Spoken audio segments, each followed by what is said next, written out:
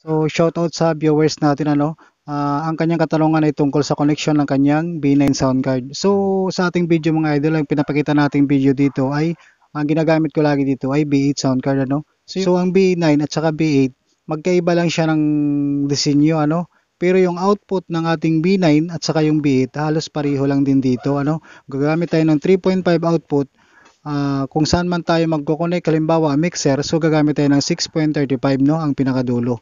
So ito idol, dun sa mga viewers natin na nagtatanong nitong output, so ang ating output available dito, monitor at saka headset. So yung iba ng idol ay sound, headset, so pwede tayo mag-output dyan. So parehong output po yan. Depende kasi sa sound card na gamit natin ano, kaya magkakaiba yung mga pangalan. Pero yung output niyan halos pareho lang din yan ano. Katulad nito 3.5 ang mga output. So itong hawak ko mga idol na 3.5 to dual 6.35 ano. Pag ang ating sound card ay ginamit natin sa ating pang mic purpose lang, ito lang ang gagamitin natin.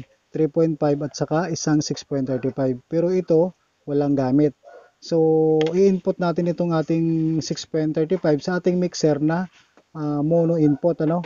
Channel 1 to 5 man o channel 2, 3. Pwede tayo mag-input dyan basta naka PL jack, katulad nito, ano? So, pag ang ating B8 naman mga idol, katulad ng gagamitin natin sa ating pang music, padaanin natin yung music sa ating sound card. So, ito kailangan na gagamitin natin, no?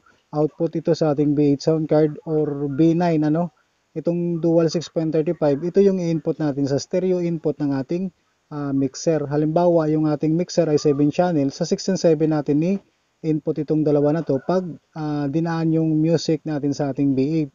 So kung 4 channel sa 3 in 4, yun ang stereo input ng ating mixer. Pero pag sa microphone mga idol, ito lang gagamitin natin. So ito, kahit hindi natin gagamitin to, okay na okay lang. So ito ang cord na ginagamit ko dito mga idol, 3.5 to dual 6.35.